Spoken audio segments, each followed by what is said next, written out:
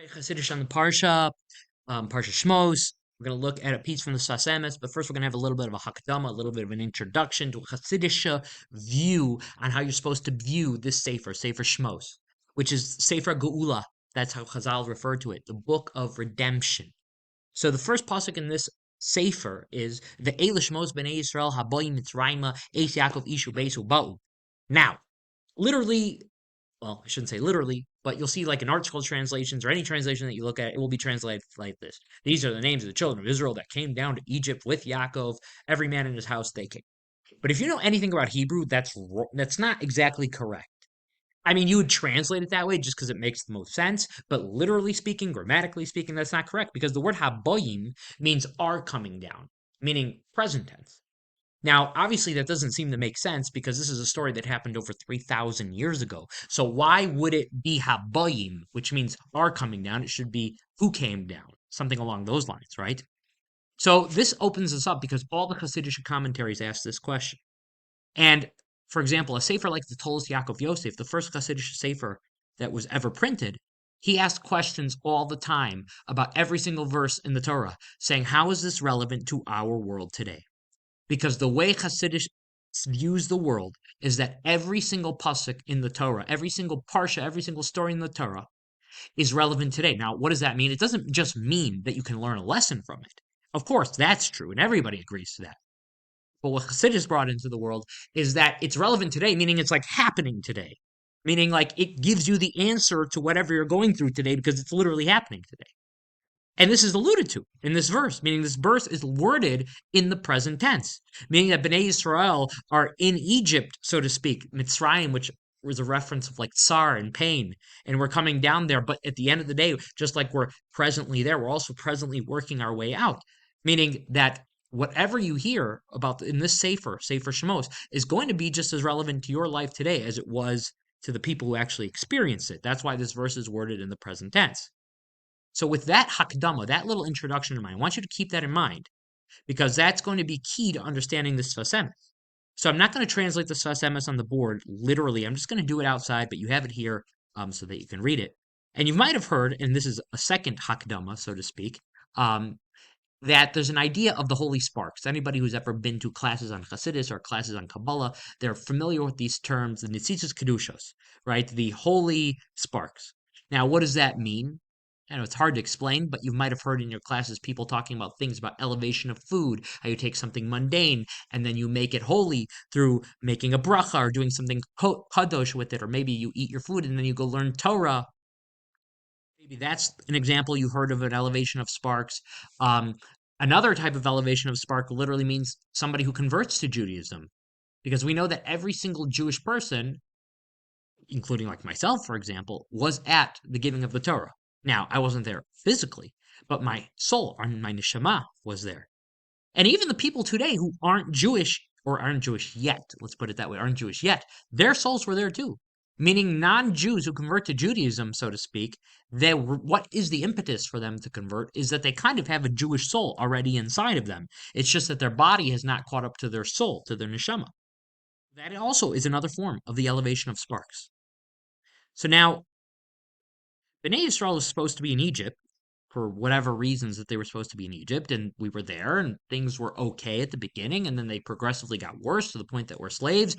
And now in Sefer Shemos, like in the second, third chapter, we see that things go from really bad to extremely bad. Like a king dies, and some say that's literal, some say that it's not literal, and it just means he got saras. But whatever it is, the shibud, the affliction in our being held down gets worse at a certain point, to the point that it's almost unbearable. So what's that about? So what the Sfas Emes says is that Bnei Israel had been in Egypt long enough. It was time to go. But we have to understand is sometimes that people don't get the message. And so Hashem has to help us get the message, so to speak. So how did he help us get the message? He helped us get the message by temporarily making it that our lives became so miserable to the point that we might think in our heads, okay, we just got to get out of here. Like, I don't know why. What happened to these Egyptians that has made them almost into a stupor that they're so mean to us now, that they're more mean than they've ever had? I don't know why. So we just got to get out of here now.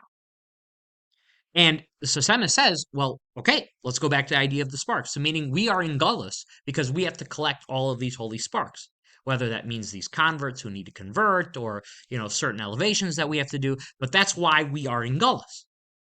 So what happened is that the Jews in Egypt at this time that you're reading Sefer Shemos have just finished collecting all the sparks necessary. So there's no more purpose for them to be in Egypt.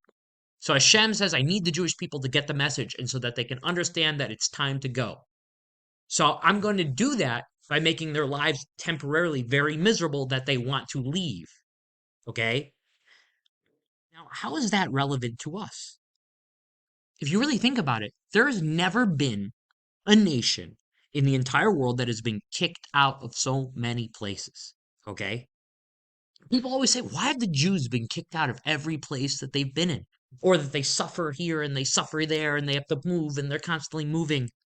This Sfas Emes is telling you exactly why. Okay?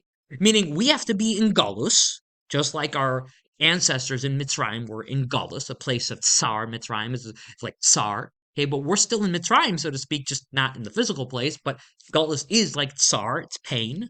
Okay?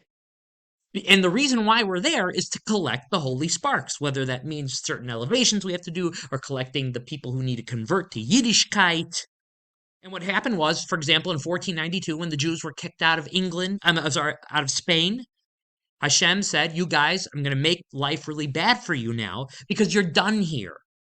Not because I hate you guys, but I want you guys to get the message that you guys are done in Spain.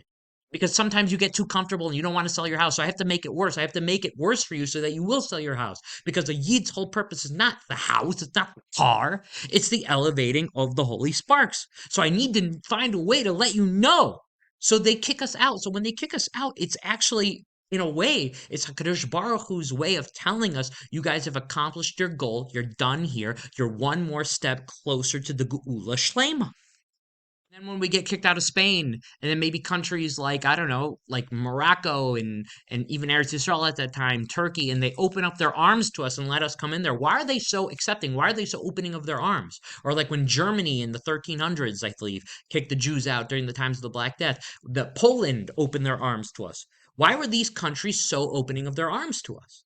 It's because Hashem said, okay, here in this new place that's opening of the arms to you, just like it was to us in the 20s in the United States, there's so many sparks that you need to elevate here. You're done in Spain, you're done in England, you're done in Germany, but you got to go here now and elevate the sparks there. That's why these countries are so open to us.